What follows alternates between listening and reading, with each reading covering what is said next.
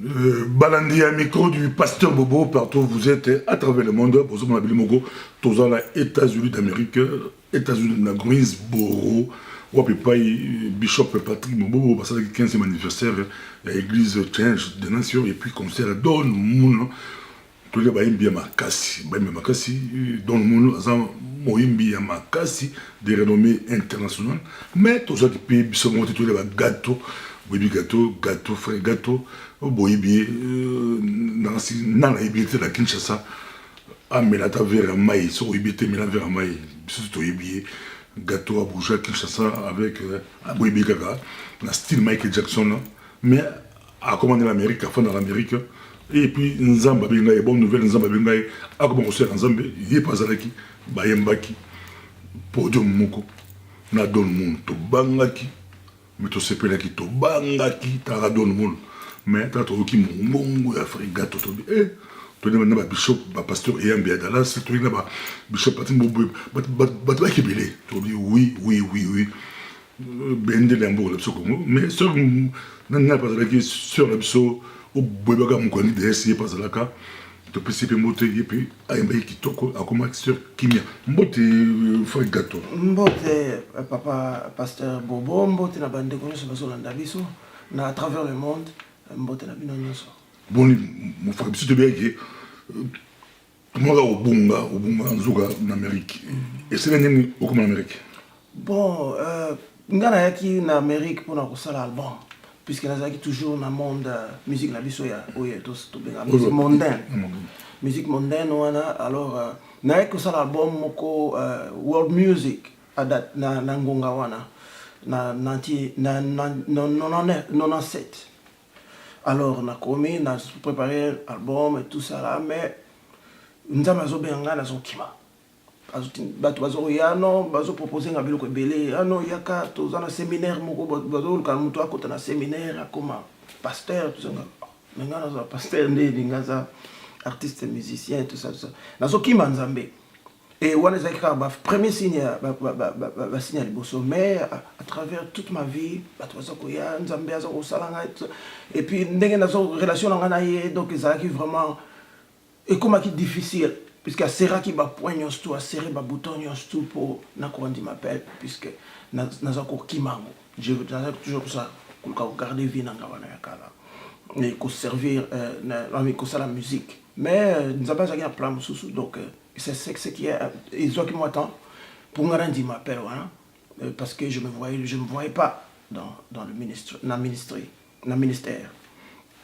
mais nzambe aza mokonzi soki alobi osala eloko osala ngo et gloire à Dieu lelo na komi mosali na ye et naza kutu koregrete pourquoi naza kokima nzambe ezalaki lokola naza kokima esika masumu ezali olie na kima masumu wana mais thank God aza nzambe vraiment ya ngolo asali lelo ke nako koservir asi moyembi balobisaka mingi te bayembisaka esala ta moloko mongo frère to te moloko mwa mongongo eza kokauka te papa mongongo eza ate ya mokuse kaka ate ya moke ah vraiment aux ingara dépourvu qu'est-ce qu'on va attaquer naimba ndemoni naimba ah oza ba répéter nzambe ngana pesa yo nini nzambe ngana pesa yo nini nzambe ngana pesa yo nini nzambe ngana pesa yo nini est-ce que bon namoni dans le concert aussi ba chamo ya Swahili nasalaki chant swahili ekobima na juillet et puis chant mosusu en anglais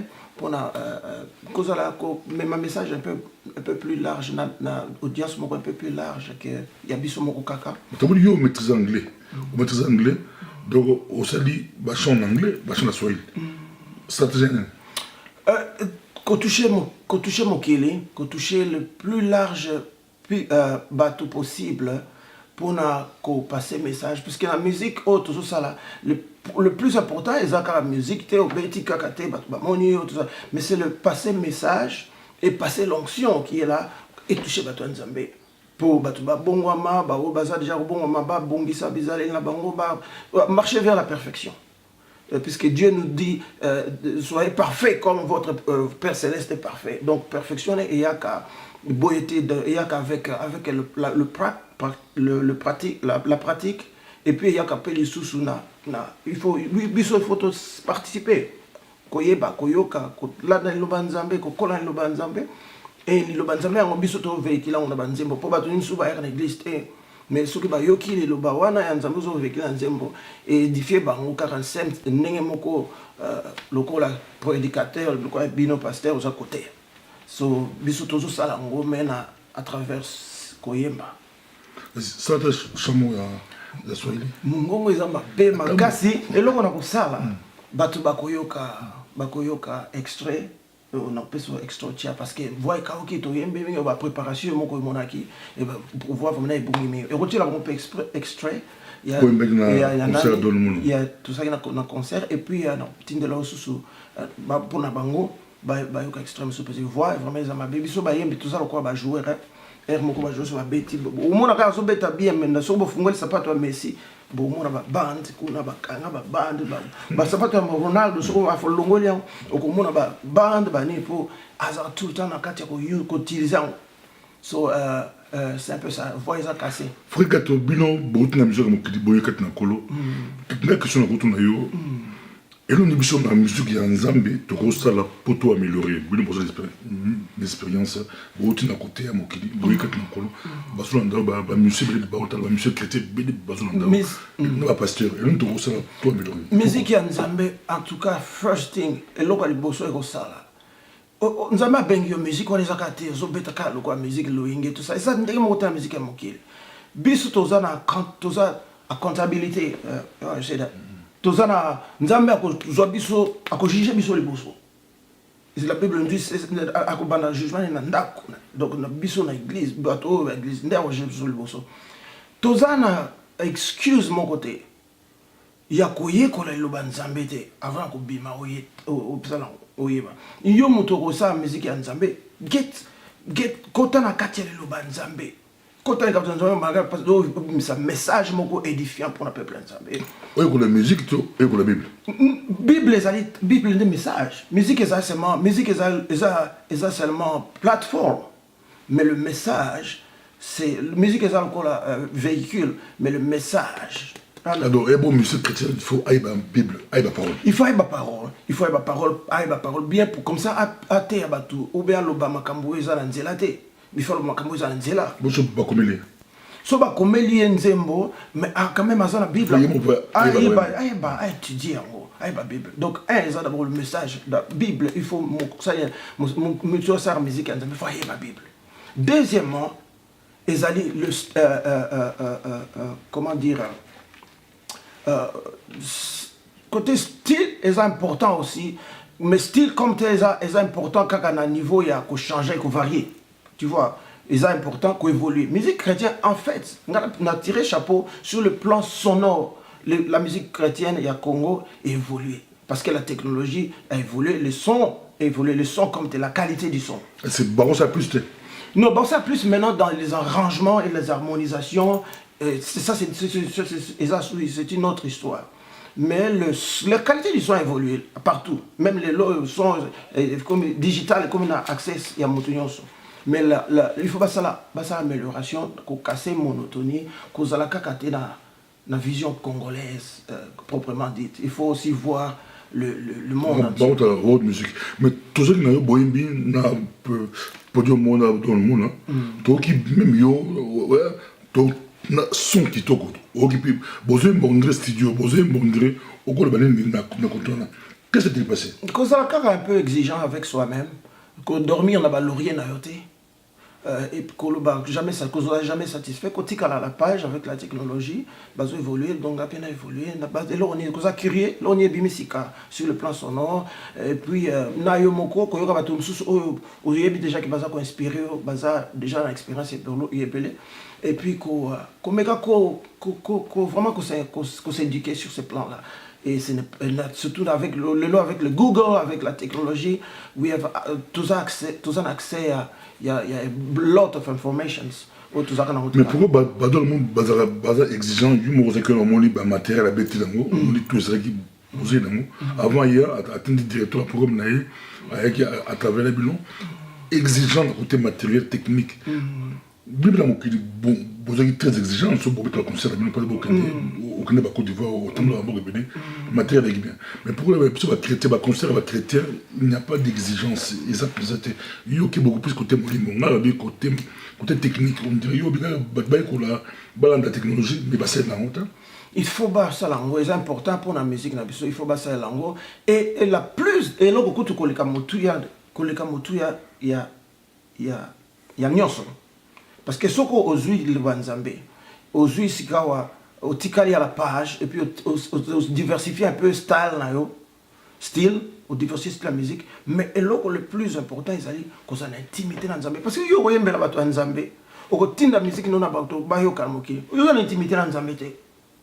Donc ça nango yo, alors que biso a côté yo boye, ce n'est pas nous, toyebi qui est à la trône, c'est Jésus. Donc tout ce qu'on fait, c'est élever Jésus.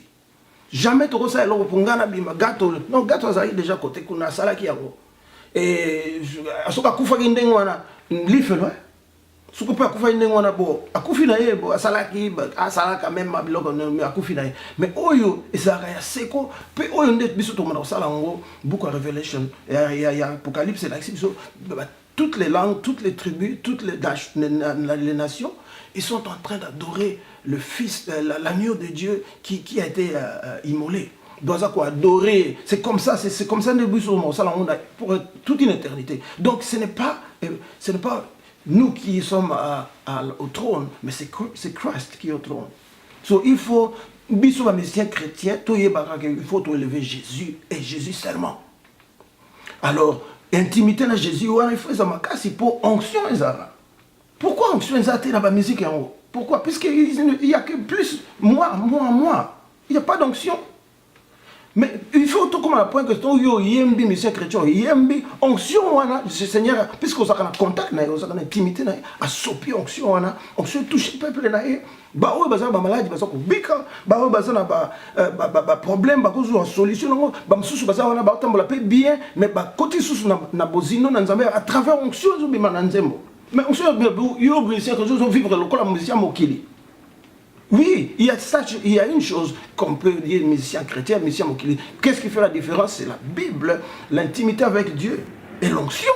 Mais est-ce que la Bible, on a une Bible dans mon kili, au sein de mon boulot, au sein de succès, au sein de qui c'est tout, au sein de qui c'est pour moi, au sein de qui c'est succès, mon boulot, c'est tout, au sein de mais ce que vous avez dans le colo, vous avez dans le colo, ce beaucoup de musique chrétienne, la Bible nous pour y bien aller bazo banza benetu bazali mais beaucoup de travail sont ça la Bible bon ça non c'est vraiment ezali aberrant ezali grave eza plus grave parce que so yo bangi nzambe te na ndako nzambe okubanga su nzambe wa okubanga nzambe biso zaki la banda ko tusali ba bêtise belé na banda tout ça makambo belé oui mais thank God ezaki na libanda.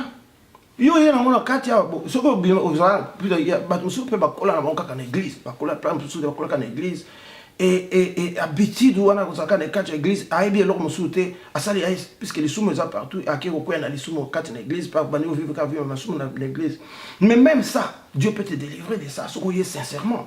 Ces musiques elles liées na Kindumba Mobulu musique c'est musique qui sont no pour yo betsa mon d'écouter c'est musique babi que ça tant pas musicien ça tant la musicien bon big balance peut pas mais ça tant la musicien est-ce que pour guerre nos entre babi musicien ba musique chrétien na ba pasteur za Mobulu ba no ba musicien ba na o so tiki de l'église ka faut dikam et salam est-ce que musique est remontée au monde non ça là la gloire mystique européenne non musique ezakitoko musique est séduisant ezakitoko mais séduisant dans le bon sens séduisant dans le bon sens surtout en cas normal c'est séduisant dans le bon sens maintenant puisque et attiraka c'est beau à l'oreille quand quelque chose est beau à l'oreille ça te séduit j'aimerais bien après concert maintenant il faut yozana pourquoi tu es là.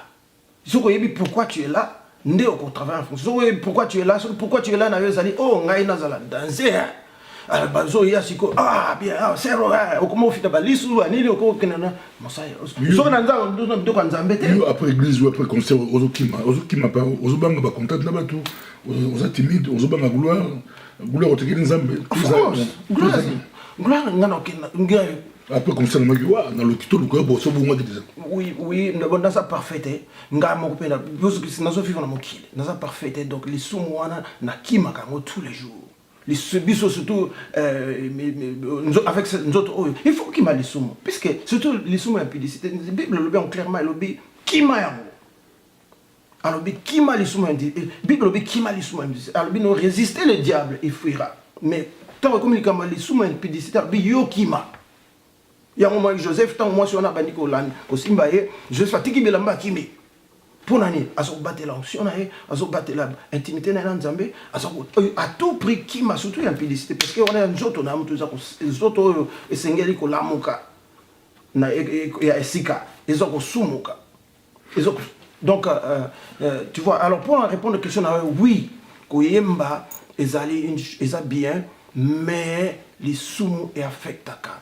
Vie à chrétien na koyemba poko yemba na biso ezaka koyemba te lokwa to koyemba na mokili na mokili to yemba chéri boye tout ça c'est tout, tu vois. Mais awa toujours yemba la Jésus-Christ, awa toujours élever gloire à Jésus-Christ, toujours même un message na et tout ce qu'il y a de lui et qui peut édifier son peuple et puis amener ceux qui ne sont même pas son peuple à lui.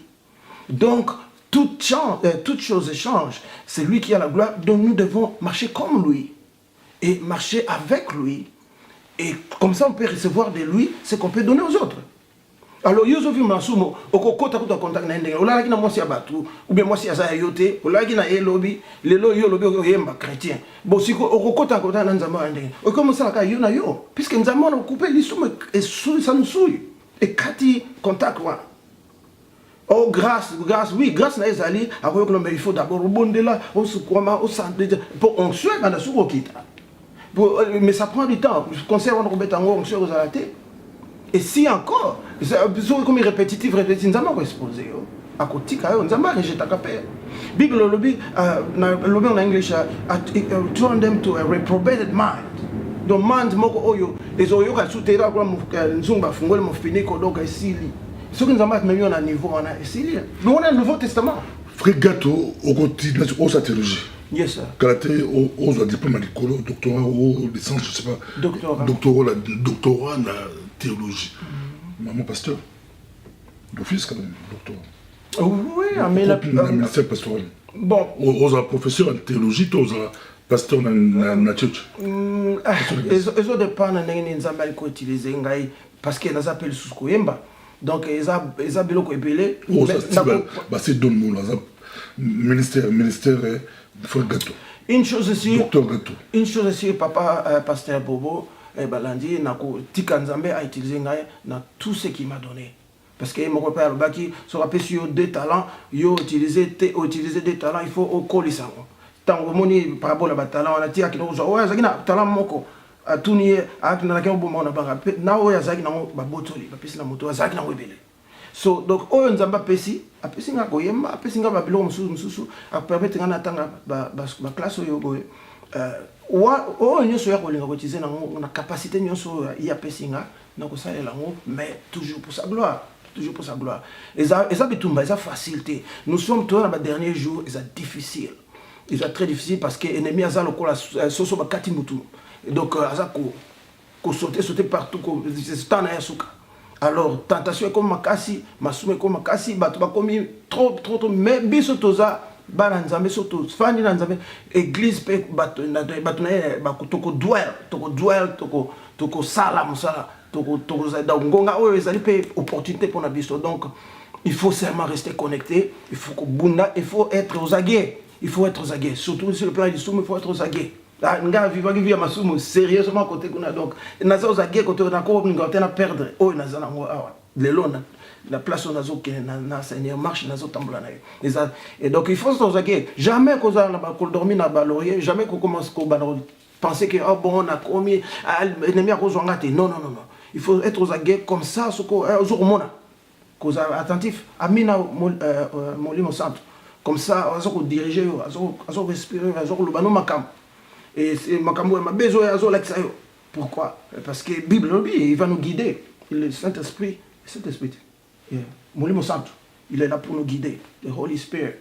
Nasi oza voyage au Guinée, on appelle en zone Belgique, lui pour qui ne musique, on peut nous avoir continué, ils ont mené. Yes. Au conduire, on sait le coup.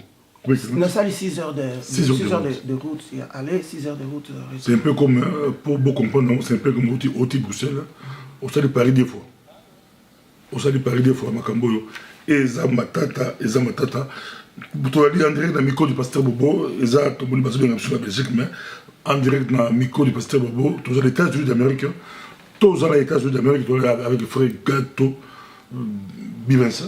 Yes. Bivensa. Tous les États sur la présence. Mais quels sont les projets Yosanango, frère Gato? Les projets Yosanango. Les projets Yosanango, aux amateurs de Tombola Kyo, na Congo Kinshasa. Tout le bâtiment, c'est 30 ans. Non. Les Nzambé, il y a plein de Nzambé, absolument. Nzambé Tombola Mokana, Abimisipeyo, Lolo, OK, musique. Les projets Yosanango. Bon, en tout cas, pour le moment, le projet le plus proche est l'album Ezobima dans le mois de juillet. Album gospel, donc Banzimbo et Nzambé. Il y a des Banzimbo Swahili, les alliés, Banzimbo Lingala, les alliés, il y a Lingala anglais. Et puis après ça, donc à partir d'Ango, ça peut tourner, ça promotion Ango, aux États-Unis, ça promotion Ango, en Europe et en Afrique. Et partout dans le monde, et si Nzambé a bongisi pour batunaï ba message on est comment. Toi toujours on a fait gâteau tout ça naïe ainsi, fait gâteau ainsi tu bouger mon cœur, tu bouger mon cœur. Il fallait me là. Mais il a quatre comme ça.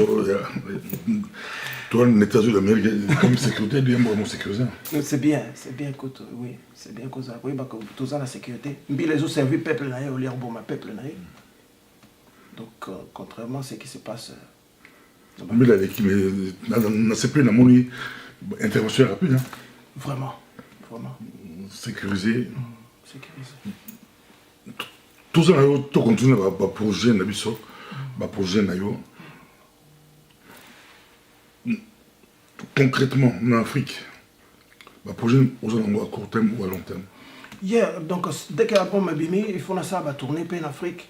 Et puis, bon, Nazaro Bondana, si sa éducation, ce que c'est en donc, EDP, comme ça, la Babylone rebelle en Afrique, pour un cadre, il y a évangélisation, Moussala Nzambé, ça, nous sommes Nzambé,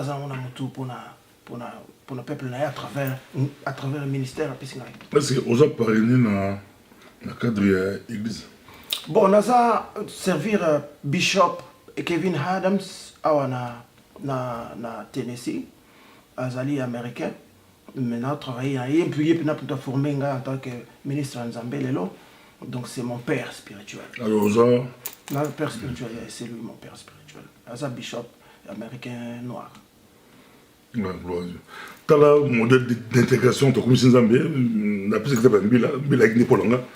mais heureusement, il y a anglais qui est anglais fan.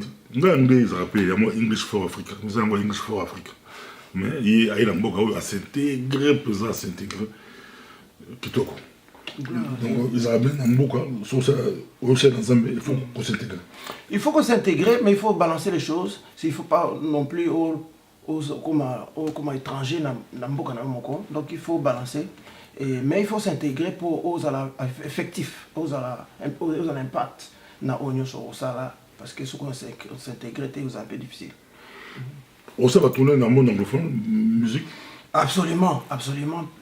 Et commençant par ici même. Parce que ils ont un continent mobile.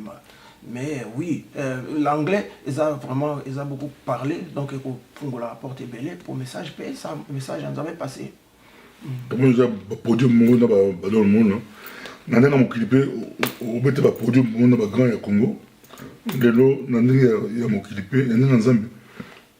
Stratégie, il y a stratégie. Je pense que ça seulement Ngolo Nzambé. Kinshasa wana pona kobima obimi pe yo moko kena okesa mutu moko te osimbikisité. C'est seulement Dieu qui peut le faire, hein. On s'imagiste. Non. Frère, succès au sérieux, c'est ça le problème à Congo. Non, le problème à Congo, ils allaient jamais exploiter ça à Maka. sans que diable, Satan, azala à la source. Alors que c'est pas vrai, c'est un imitateur. Le mutu penza azali na source ya nyonso pe na bénédiction nyonso oyo atombola ka Bible lobi ye. Nabima na bonga na kila autant na ina na tangi na ina na yebi quand même quelques notions na yeba que warger en tout cas mais koyeba ça minimum oyo sengami. Et puis, l'INA, c'était une chose, mais avant qu'il y ait il faut des choses, quelque chose, il y a eu naturellement. Talent. Talent, voilà. Et Zaki déjà, mais on a pour notre talent. C'est encore Dieu. Diable appelle ça mon talent. Ok, non, c'est ça, non. Na si ça qui na ina, na comment ina, non, na si ça qui comme tel, na comment qui na la deuxième année, la première année graduate, tout ça là préparatoire, première année graduate, bon bah grève, bah nini ngabi, bon bah grève, on a bah pillage, tikanga na salle album, na salle album, et marché, nangolo nanzambe, c'est très important. Garde, nzambe à travers mystérieux, c'est la mystérieux. Et puis mon thème en anglais qui, en tout cas ils qui naïe, nazaki catholique les rois, mais moi mukeo le sambo to mona kawana tout semble c'était ça kaka mukeo wana nzamba mona qui sûrement fond nanga sengi nzambe na lingi nzambo marché na lingi na kota na studio pesa nga ba moyen na lingi nzambo bon il y avait mon oui j'étais étudiant moi na muke mais mon grand frère azaki na moi muke apesa nga et puis à quoi le projet oui c'est mon grand frère to kolinda moko ebinga et puis aussi bon et puis c'est après un moment ndambo bon monsieur kokagité donc na commis lettre na bralima na bibon déjà à l'époque oui na commis lettre na bibo bon soutenir un projet album oyo en échange na osala bino publicité à Vitalo yango mon organiser mon c'est quelle est la vitalité Vitalo Grenadine all this stuff because ezaki échange tout ça là qui sur le plan business quoi et bango ba pesa qui peut sous la plus grande partie ba fond pour na ça donc mais c'était une réponse à une prière. J'ai prié pour ça et Dieu m'a donné ça et puis après l'indépendance na studio et na travail qui na battu le là grand moto vraiment j'admire beaucoup Al Zimbi vraiment mon chapeau mon grand frère place aux alliés na mokili vraiment Nzamba Benicio Makasi non place aux alliés na mokili à travers le monde non j'ai beaucoup d'estime et de respect pour ce monsieur place aux alliés na mokili vraiment c'est une bonne chose peut-être pas ça Nzambe on ne sait pas mais ngazo bande Nzamba bénir place aux alliés na location ni yazana na mokili parce qu'il voyage beaucoup mais vraiment c'est un grand oyo Azali héros dans l'ombre c'est le Brakabing était la musique congolaise Alfred Nzimbi un grand attends je reviens I'm sorry quel rôle a joué la musique Azali yango na bi aza grand parce que abetaka presque tout instrument ayebi ko un grand arrangeur azana nani yako azala quoi coach ayebi ko organiser ayebi ko déceler ba talent et ingénieur de son I mean there's nothing à salakate l'homme moto ya salakate aza vraiment un grand et j'espère que na ba génération zo ya ba Alzimbi musuba zo bima déjà j'espère puisque na longo na Congo kala ba monsieur ba mariko na niveau ya mokili na niveau ya Congo na voix na wemba inspiré OK na place vraiment baza légion ba oyo ba yeba na makasi na ba yeba na te baza légion na dernière fois na mona ki garçon mo zo yeba na nani ya un jeune congolais boy Mikolo kaka asoyeba kitoko na ebiete mais na bandeli ze ba 4 fois asoyeba kitoko to za la batu Congo za la batu belé ya kitoko ndenge na ndenge et ba guitariste à son moment il faut seulement tomber mango to panzalande to tika la place wate il faut to panza un peu na monde to meka kotala to za wapi to tika ka na Congo te il faut ko yoka batu suspect mais jusqu'au au betaka au orangeaka comment tu fais quoi exactement la musique Webini Wemba guitare te Synthé. nabetaka synthé mais narangeaka puisque lelo soki oza na synthé okoki quand même okoki kosala bason ya bainstrument mosusu à travers technologie. Donc ngai nabetaka piano synthé et à travers yango soki nasali baarrangement ya banzembo nasali nakoti yango mingi na ordinateur et banzembo sikoyo ezwi forme eza arrangé koyembaka. Quand ça peut avoir, on insistait pas, on insistait sur ton coach de musique, l'option na world music. Monsieur Chrétien basé intéressé par talent ça, mais comme ça gâteau, je crois même musée à Moki depuis Bazolanda yo. Ba relation ba otala yo, ba chéri piano, ba fali poupa, ba mo Bazolanda yo. Natanga Moki na tanga pe nzambe, ba leur mbongo Bazolanda yo. Ba Moizimbi, ba di Kolanda yo. Bano babi mikolo pe Bazolanda yo, ba mbuta loko fe batakala, ba mbuta na ba loko fe ba li otala yo. On a banini vraiment place là qui est tout me semble comment passer la piste comment tu musique à mon crédit et musique la musique la musique la bima écoute la world music tu vas Israël Nzambe mais conseil on me bata mon crédit bas profitons. Et vous avez un peu trop prétentieux de ma part. Il y a un peu ça va tenir sur le son. Non, comme ça. Yes. Au moins l'Amérique, même au fond des États-Unis, au sa doctorat, espérance est quand même au fond d'un beaucoup. Non, c'est rien. Mais Koloba Kinga n'a pas la clé à Nyon Sowana. Tu l'as bien conseillé. Ouais, donc, Nelon n'a pas que Moutuna Moutou, a déjà na tendance au Yalingak. Ou les années naturelles. Et ça goûte quoi, il y a tam sous Lingara Mingi, Côte de Port ou bien Ngombe, Ngalinga Mingi Mbisi. Déjà on a déjà goût naturel ngapi goût naturel bon si ko approche na biso ya musique pour to ko panzango et ko à travers déjà canal wana yo déjà lingaka style moko boye musu linga les international mais la tendance à style moko boye le quoi par exemple côté ba cubain bon ngana peut-être na que côté ya ba country music tu vois comme country music ou bien musique pop. Tu vois, mais tout ça, la base congolaise. Tu vois, alors, il y a mélanger, il y a la sonorité, diversifier la sonorité. Évidemment, il y a un peu la tendance, il y a afro-cubain, mais avec la souche congolaise. Peut-être dans la souche congolaise, mais peut-être moins pop, tu vois. Donc, l'essentiel, c'est diversifier un peu. Il y a un style, il y a un pays, Tala, qu'est-ce qu'il y a de beau à tirer là et qu'est-ce qu'il y a de... Bazon Salamo déjà. Et d'ailleurs, moi, comme je le disais encore, musique chrétienne, le son a évolué. Na Congo, le son à musique chrétienne, et ça qui m'a bé, même sur l'inspiration qui est bien. Parce qu'on a une qualité médiocre. Na ba studio vraiment médiocre parce que misé mais le loyo avec la technologie et puis on peut donc son est comment impeccable et ça mais maintenant c'est le niveau des harmonies le niveau des arrangements le niveau aussi de la diversification qu'on casse la monotonie et puis le motif parce que biso est différent le motif est comme on appelle et comme on appelle générique. Donc c'est un peu qu'on a mon qualité. Pour mettre un générique, on a fait, c'est pas ça que faut essayer même monsieur chrétien. C'est pas ça. Parce que le motif c'est un démon à mon cœur. Of course, c'est pas là on a fait. Mais c'est ce que on te biso tu aussi bandimia sika babina biso il y a général JB na wala. Et mon il sauver ba dans un bugué. Non.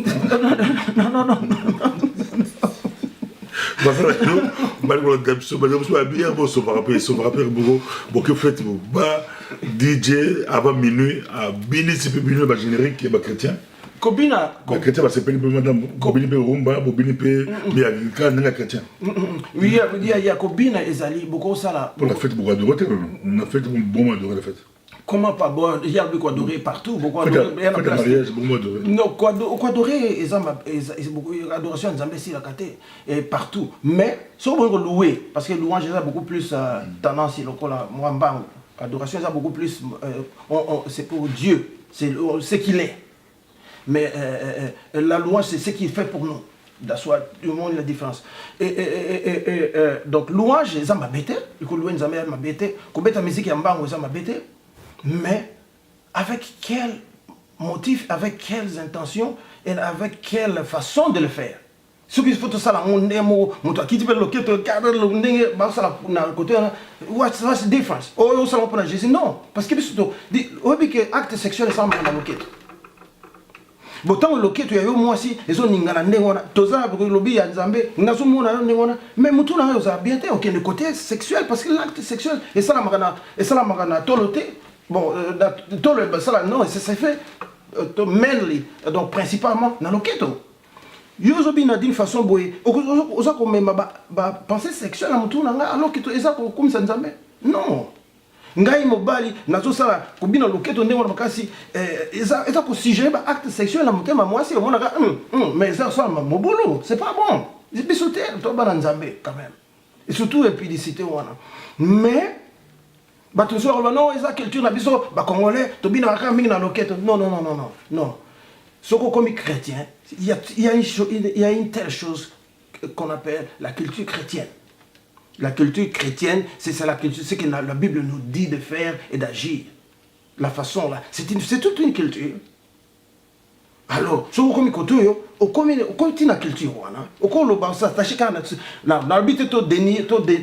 nier culture congolaise, mais il faut tirer ce qui est bon et ce qui n'est pas bon à travers notre niveau de chrétienté, la vie nouvelle, et ça qui est côté, tout qui est en haut.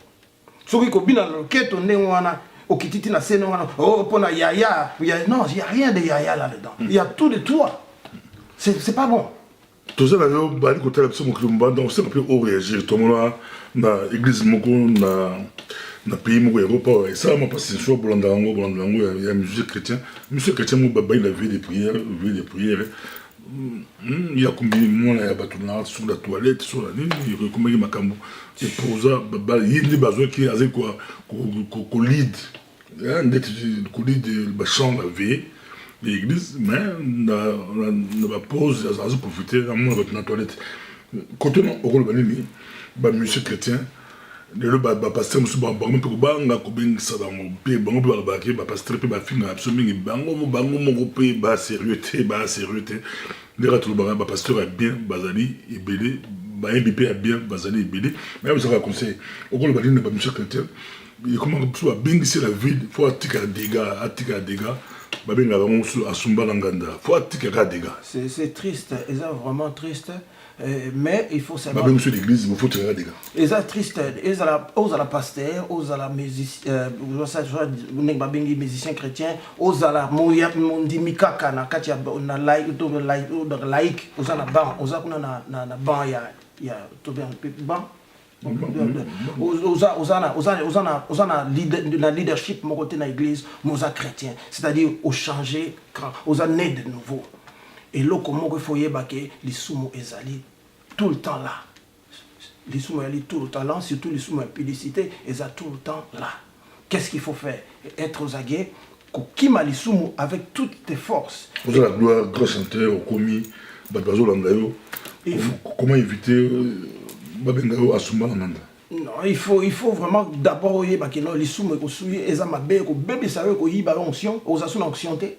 Alors pourquoi tes musiciens chrétiens ils ont difficile à bien parce qu'on a aussi réputation déjà baby et puis on soin exadé puisque Nzambe à travers là Nzambe et là on tricher nos bateaux on ça nos bateaux mais on ça Nzambe té on tromper bateau mais jamais on tromper Nzambe puisque Nzambe n'a pas sa fonction et ceux qui ont servir à moins qu'on servir diable à zaper na Babylone on a imitation.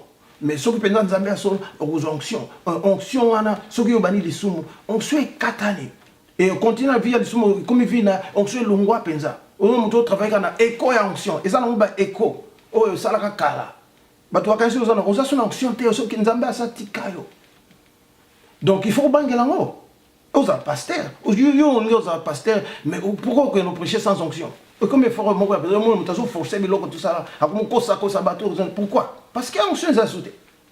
Mais si c'est un donc il faut qu'il y ait les soumous et quatre onction, les soumous ennemis onction.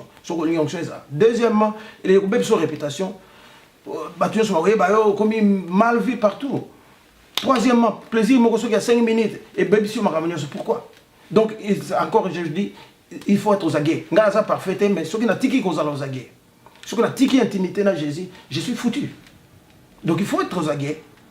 Oui, parce que les sous mes alliés, que vous avez à côté de nous, aux aguets. Deuxièmement, intimité dans Jésus, n'a tiki la relation. Dans ça, là, ce qu'il faut faire. S'il faut, quand on a 1 heure par jour, on a bêti ma bon, on a nazo lukaye, on a côté la Bible, on a prié, on a salibo, on a loué, on a ngamoko, on a émotion, on a côté abisolobi à mondele, à l'obi, adoration, ezalaka personnel avant hier dans l'église. Donc il faut adhérer à la vie adoration. C'est la façon de vivre. C'est toute une façon de vivre. C'est toute une façon de vivre de lundi jusqu'au dimanche. Et c'est ça. Ça va nous aider. Et c'est ce que bazo koya ezaba salangote. Il faut salango. Naza parfait, naza sujet per koya ce qui na tiki ko luka Jésus, ce qui na tiki ko za intimité na ye et puis ce qui na bandi kondima masumu na ndimia mais lisumbu pene yena ngape na ndimia ngo. Allez. Merci beaucoup frère Gato, là c'est la phrase pour le lobby, là c'est la mot lobby, adoration, Ezra Koymbate, 300 et adoration sur la tongo Oyembi frère Gato, Oyembi frère Moloto, Oyembi frère Mbiye ou Matuta, au lobby na adoration Kinzambe, il y a le lobby tête, na la CP le mot, à lobby adoration, il y a une façon de vivre, façon de vivre, pour vivre na la vie à sainteté, d'adoration. Exactement, sur mais nous adoré. Toi la confusion, merci beaucoup pour la précision. Prochainement, na tikilio talabango, une minute au bas, moi le bas moi. Nzamba Ben Sabino, Ben Sabino bisika Sobozali, Nzamba Ben Sabino cannabis au Congo, Nzambé vraiment à sa Congo, à sa Congo. Tout ça problème très très très mabé, très difficile, vraiment un souci dans les Congo. Nzamba sa biso. Tout comme Nzambe makasi, oh nyos to lingi te na Congo, eko kende na nguya Nzambe. Amen.